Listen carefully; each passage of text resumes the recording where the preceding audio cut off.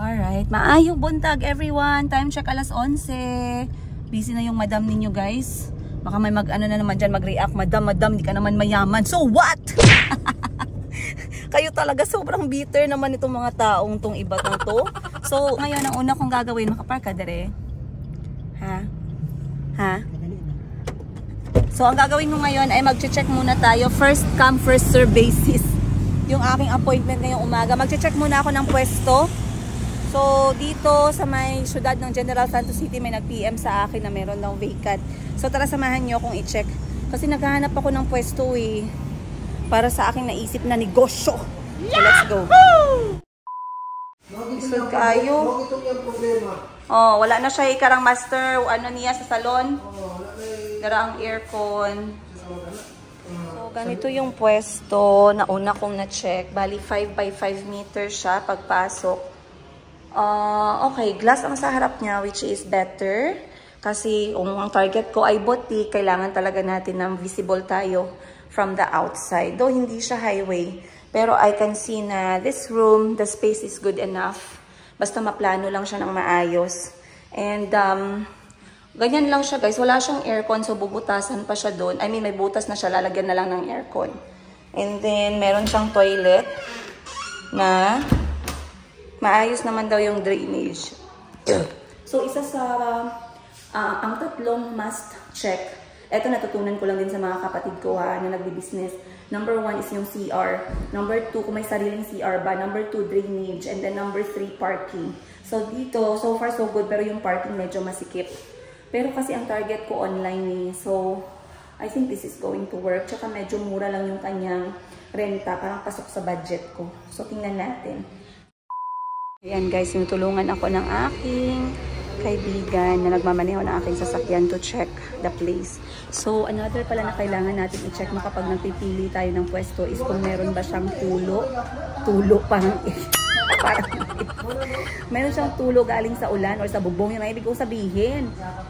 Kasi mamaya madamage yung mga goods mo or products mo. And another thing is kung meron bang mga barado. So far so good. Walang ganun. Kinausap ko rin yung mga shops nearby at yung kanilang kuryente ay manageable. So kinakabahan ako ng konti kasi parang may engage tayo to something serious sa panahon sa kauna-unahang buwan ng taong 2024. Pero something good to. Ito yung sinasabi ko sa inyo na at least it's a good investment. Ayun. So tayo, sige, shopping sa Shopee. Guys, dapat sa akin naman kayo mag-shopping. So let's go. Check natin pag-isipan natin to today and then we shall see. A few moments later. Alright, meron kami nakitang isa pang pwesto at tinawagan ko yung number guys. Pero sobrang out of the budget ang kanilang renta. Umabot ng tumataginting more than 10,000 kada buwan guys. Hindi pwede yan kapag start up pa lang tayo. Kasi kinakapa pa natin yung ating mga kapital at pangrenta. So sobrang taas na. At the same time, second floor na lang daw ang bakante. Naku, kung akong customer, tatama rin na akong pumunta guys. Second floor pa talaga. Pero at least so far so good. Meron tayong good news kanina. So kakain muna ako today. And then pupuntahan ko yung kapatid ko. So tara, let's go. Dito tayo sa halal restaurant ng Jensan Tambilawan. Alright. Dito na tayo. Dito na lang tayo mapo siguro sa likod. Ayan. Abot ba yung electric pan dito? Kasi parang basang-basa na yung kilikili ko guys. Pati ba naman yun madam sasabihin mo pa? Hindi kailangan malaman nyo yung lahat para wala na akong tinatago sa inyo. So mag-order lang ako ng gulay at sabaw kasi kailangan natin ng intake na gulay. Alright. So ganito ang kanilang guys. Dito sa Tambilawan, eto nga pala ay laging pinapasukan ng mga kapatid at kababayan nating mga Muslim dahil sila ay certified halal. So meron silang chicken, gulay, seafood at saka short time. Short order. Hindi short time, short order. Meron kami big order. Short time, short orders pala. Okay, order lang tayo. Alright, so andito na yung food guys, pero inaantay ko pa yung aking kapatid dahil galing din siya sa kanyang mga benta-benta at sabi niya susunod na lang daw siya dito. So So, minsan kapag sobrang busy namin magkakapatid sa kanya-kanya naming bakbakan sa buhay, hindi kami nagkikita. Pero at least nag-update kami. Meron kaming group magkakapatid. Nag-update kami sa isa't isa kung nasaan, kung anong ginagawa, humingi ng mga brainstorm, feedback. So, humingi ako sa kanila ng feedback about dito sa aking ginawa ngayong araw. At nag-timing na yung aking eldest sister ay nandito lang around the area. At hindi siya busy. At ngayon pa lang din siya kakain. So, sabi ko, sabay na kaming mag-lunch. Ang sarap sa feeling na meron pa rin tayong oras na may kumain, no? So, eto yung in-order ko. Meron kami ditong manok na sisig. Then, meron kaming lauoy, guys. Alam ko, masarap tong lauoy. Ang daming mahilig sa lauoy. Ayan, sobrang sarap, guys. Gulay lang siya. Then, merong sinabawang dagat. Sinabawang karagatan. Sabi ko, bakit karagatan? Yun pala, ihalo-halo yung seafood sa loob. And then, nagpadagdag ako ng isa pang chicken sisig kasi masarap yung kanilang chicken sisig dito sa Tambilawan. Of course, hindi mawawala yung isang bundok na kanin. Yung mga kanin natin, ayan. Ewan ko na lang sa shape ng kanin. So, kain na tayo. Antayin lang natin sila konti. Baka makasunod sila. And then, tuloy tayo mamaya sa mga lakad ko ngayong araw. Let's go. Later. Tulog na. Dumating na yung mga magbabayad ng aming bill. Paupuin natin. Kasi baka mamaya hindi bayaran yung bill natin ng mga bisita. CEO. Sulod na jet. Isog pa. Larga na ta. Going to Tondo, Manila. Tondo. Kasya mo? Okay, good. Let's eat.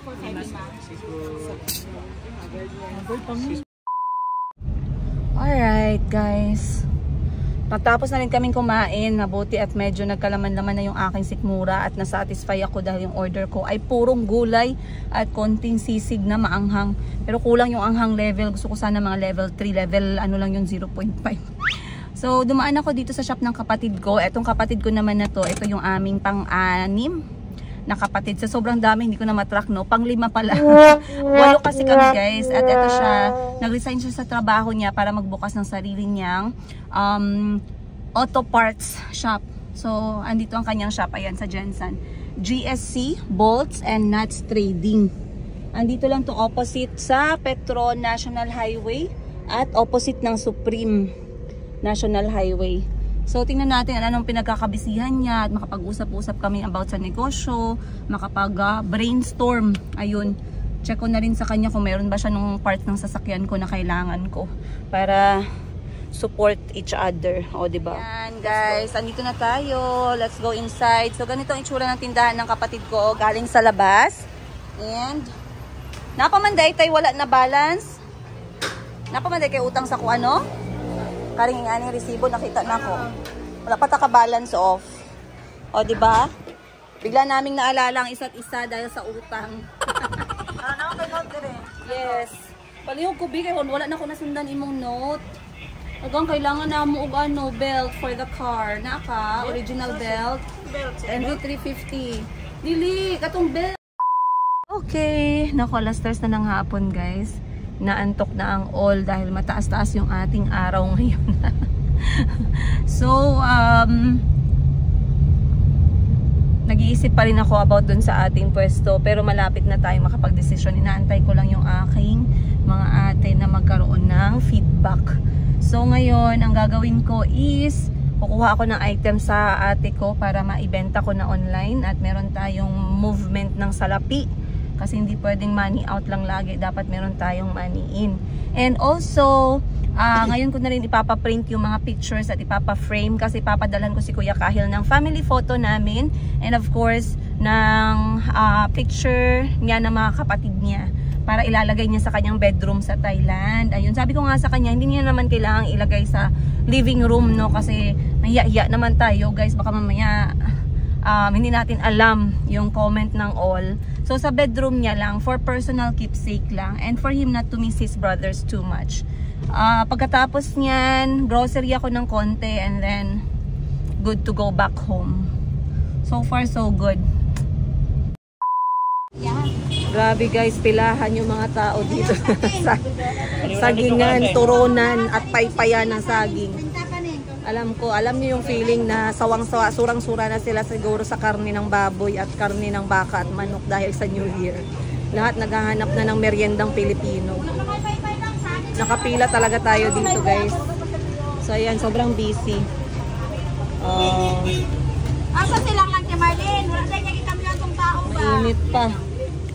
Pero wala pa guys, sold out pa kasi marami pa nakapila na nagbayad na. So nag-aantay pa ako sa aking turn. Siyempre, basic etiquette guys. Walang priority lane dito guys kahit nabuntis tayo. Antay-antay tayo ng turn natin. Let's go. 1,000 years later.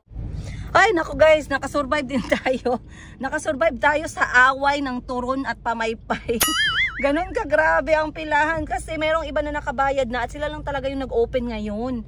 Ilang mga tindahan nagbibenta dito ng turon sa Jensen, pero eto lang yung nagbukas kaya naman yung pila sobrang taas. Merong natirang konti sa turon, gusto nila yung saging lang sa kanila na prito. So sabi ko, sige ako na, nakasingit ako ng konti. Kasi walang kukuha dun sa natirang turon. Galing pa siya ng apoy guys, sobrang init, naglalagablab, nag-uusok-usok pa. Mainit pa sa mga love life nating lahat. So binili ko na, yan nangangamoy tuloy yung sasakyan ng turon. And then hihatid ko na dito sa aking ate, magmimerienda muna kami. Ayun, tsaka nakabili din ako ng rice turon pala. Ito kasi yung mga signature merienda. Traditional na sobrang namimiss nating mga Pilipino lalo na pag nasa abroad tayo. Kasi pag nasa Pilipinas na kahit sa ang kanto, meron namang ganito. Pero yung mga Pinoy natin sa abroad, nahihirapan. Lalo na kapag may langka. Ayun, sobrang sarap. Tara guys, samahan nyo ako magmerienda. Timing belt. Alright. Bumalik ako dito sa Jensen Auto Supply Parts guys. Kasi meron akong kailangan palitan na part ng sasakyan, kailangan brand new. So magpapakanvas ako dito kung magkano para masali ko sa budget natin next month. At siguradong okay yung sasakyan namin. Asa ba ko pwede magpakanvas? Alright guys, so nandito na ako ngayon sa studio para magpa-print ng mga photos namin. Remember last time nag-vlog tayo about family portrait. So, kapag hindi natin pinaprint na yun guys, baka mabahaw na naman. So, kailangan na natin ipaprint at ilagay sa frame para ready na ang all. Other than that, talagang priority ko na meron para kay Kuya Kahil para dadalhin niya sa kanyang kwarto. So, sobrang cute. Pakita ko sa inyo guys. Pinapili ko si Kuya Kahil and he chose this one. Kasi natatawa daw siya sa itsura ni Chico. Actually, nagreklamo si Chico dyan kasi bakit daw ang daming nakahawak sa akin. Dapat siya lang. O, diba? Sana all clingy. At talagang love na love yung mommy. Other than that, ito yung hiningi ni Kuya Kahil. Ayan, 3 sila. So this one is para sa bedroom niya. Ito naman ay para sa magiging bahay namin. Sobrang excited na ako guys. Yun naman si Chico dyan, parang walang kasalanan. Pero sa 3 sa kanila guys, si Chico talaga yung grabe. Yung parang batang Quiapo. Then si Kulit-Kulot syempre, yung kanyang patwitams effect, pero sobrang talino. At si Kuya Kayo, the biggest brother. Yung iba naman, tingnan natin mamaya. Guys, andyan din si Auntie Christine. Ito ilalagay ko sa living room. Para lagi naming maaalala ang aming mga... Lagi kami makita ni Auntie yung mga cause ng kanyang sakit ng ulo. Ayan si Mama. And the 3 kids. So, ang gandang shot nito. So, mas ma-appreciate mo talaga siya pag naka-frame na and ready to be displayed.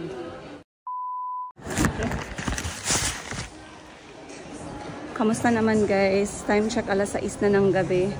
Laspag na sila Stimac. Laspag na ang lola ninyo.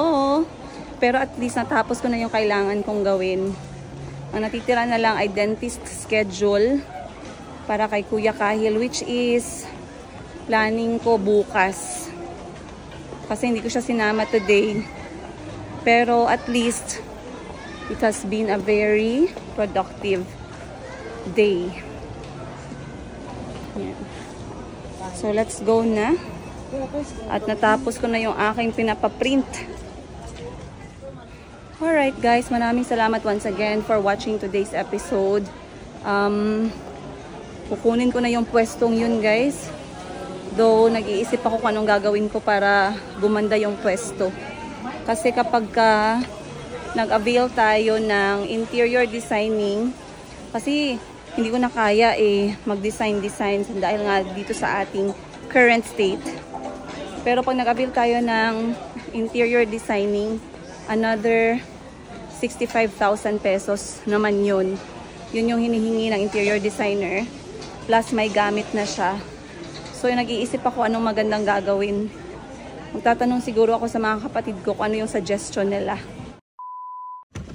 This is the one you're going to bring. One. Wow, this has Kobe and Chico. For Kuya Kahil bedroom so he can remember. You show Chico.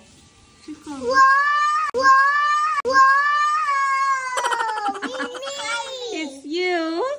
Wow. And Calvi. Where did you take those pictures? Then this one, another Wow! one.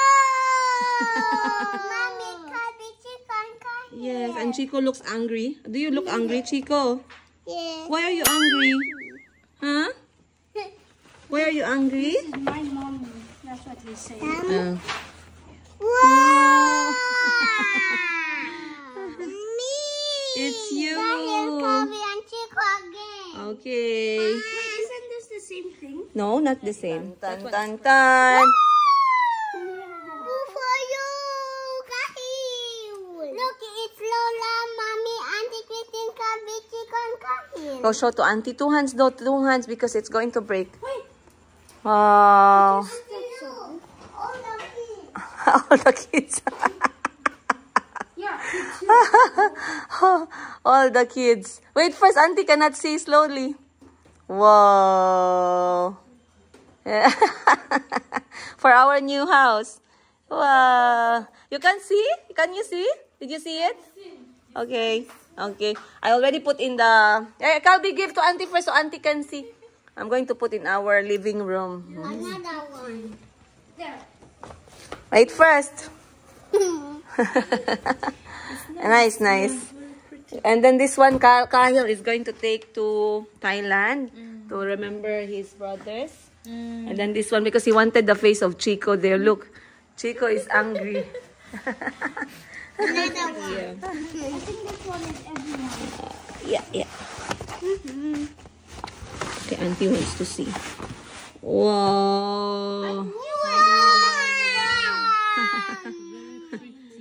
Lola. My Sheena. Firstborn. Yeah, the firstborn, the second-born, I'm the third. Wait, first, fourth, then fifth, sixth, seventh, eighth. Yeah. Wait, Tito's the youngest? Yes, Tito is the youngest.